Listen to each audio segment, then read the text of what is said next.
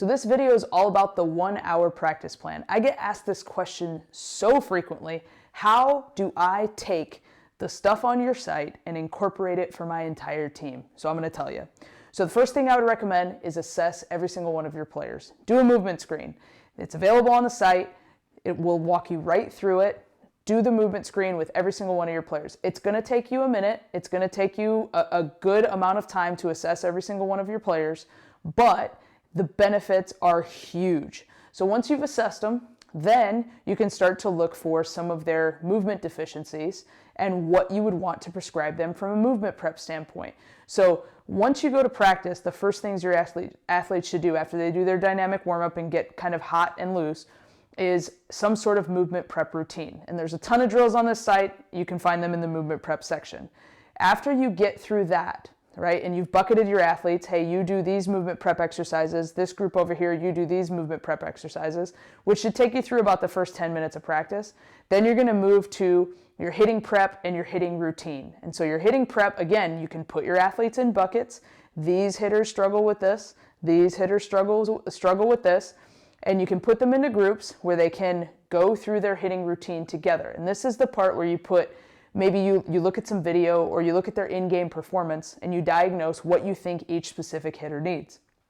So these can be T drills, these can be PVC pipe drills, these can be front toss drills. Basically, it's going to take you about 20 to 30 minutes to complete this portion of practice.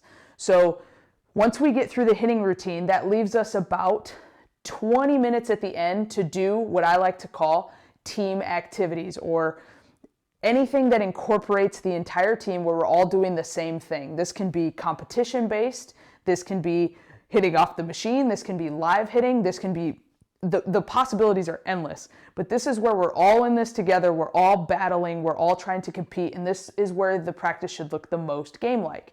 And you can pick 1 or 2 drills that you can do as a team.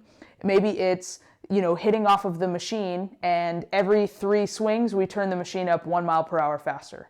Or maybe it's we're working on angle machine today, and we're seeing how many people can catch some barrels. And we're dividing people up into teams. But these should be very task-oriented and not so much mechanics-oriented. The mechanics should be taken care of with the movement prep and the hitting routine.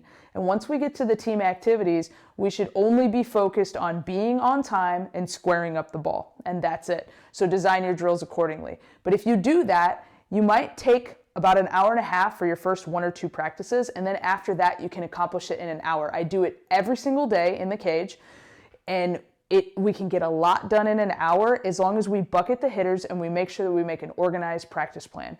But I encourage you to always have some sort of movement prep, a hitting routine, and some team activities to really challenge your players, but also to give them targeted instruction of their drills that they need to get themselves right. So we can individualize practice very easily and also give our hitters a challenging environment where they're actually going to practice getting better where it counts the most, which is in the game. So that's the 1 hour practice plan. Give it a try, organize it, and you will be amazed at how much better your hitters are going to get in a short amount of time.